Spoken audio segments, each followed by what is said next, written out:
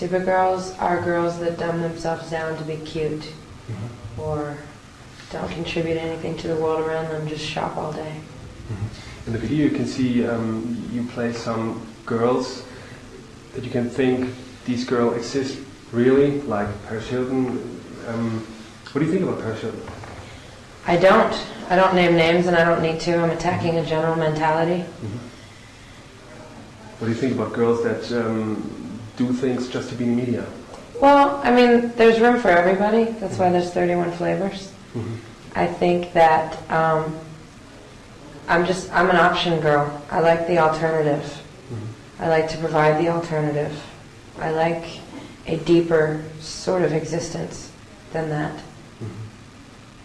But if you say like a deeper sort of existence, the showbiz is a very, how do you say, like a lot of media, a lot of people. Yeah.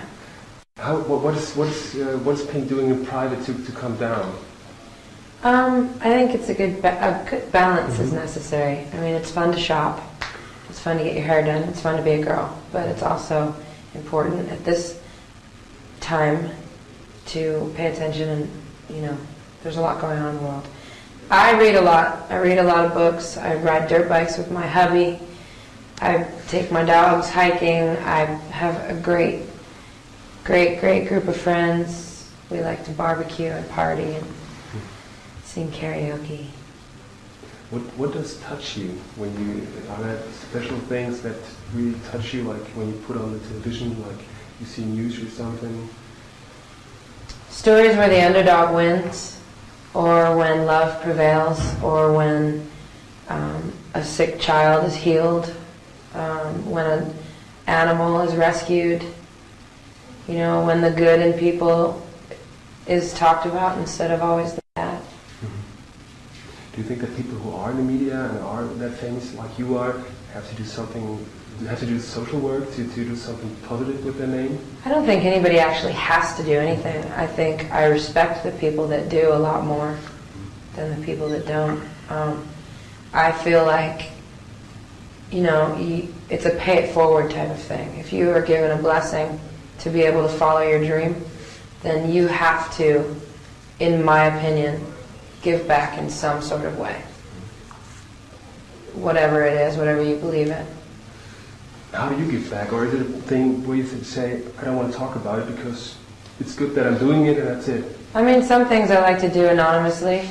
Other things like PETA I like to do publicly because it brings awareness. And it's important. Education and awareness are the first step, the most important step, I think.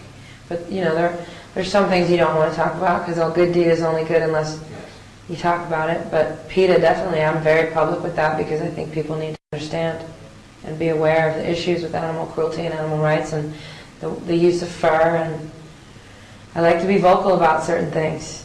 I'm definitely a vocal individual. But isn't it sad that in interviews, people like me only want to know, or the media only want to know about your music, your private life, and not what really moves you, or put attention to things where you think it would be good if the media would talk about that, or about PETA or something? Again, I think it's a good balance. I mean, there's something to be said for escapism.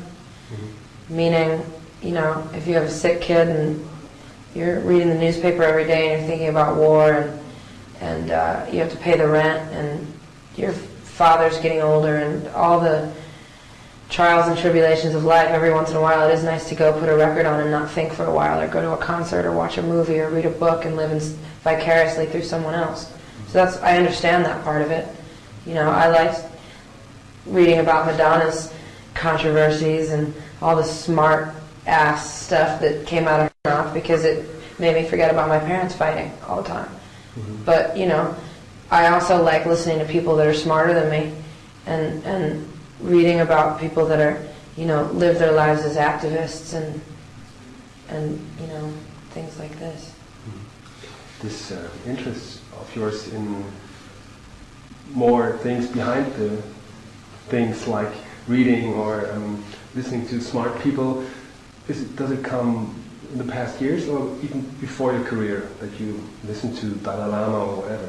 I grew up, I'd say I've gone through extreme phases. For the first, say, 10 years of my life, I grew up with my dad, so he was always an activist. He was a Vietnam veteran. We marched on Washington. We fed the homeless. We worked in soup kitchens. We had, car washes and fundraisers and this and that. And they call him Mr. Cause because he was always fighting somebody or something. And I was very attracted to that and respect. I had a great respect for that. And then I went through a phase where I'm like, screw that. I just want to party, have fun, and be completely irresponsible and just, be an idiot for a while. And then that was fun too, and I experienced that. And now I'm back to sort of a good balance of the two. I like to have a good time, and I like to laugh, and I like to be silly and goofy and not think. But I also like to think and be responsible and smart and, aware and present. And I think that, again, in this day and age with everything that's going on, and being American and a human being, I just think that it's hard to put the blinders on